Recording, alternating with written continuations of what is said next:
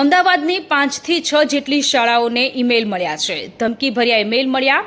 ONGC Kendriya Vidyalaya Chandkheda, Asia English school Vastrapur, Amrita Vidyalaya Ghatlodia, Colorex school Ghatlodia, new noble school Vyasvadi Naroda, DPS Bopal અને આનંદ નિકેતન બોપલ, આ સ્કૂલોને email મળ્યા છે કે બોમ્બથી ઉડાવી દેવાની ધમકી મળી છે. પોલીસ દ્વારા નિવેદન આપવામાં આવ્યું છે કે તમે ચિંતા ન કરતા, પેનિક ન થતા, આવતીકાલે મતદાન છે, મતદાન ઓછું થાય તે માટેનું પણ એક ષડયંત્ર હોઈ શકે છે.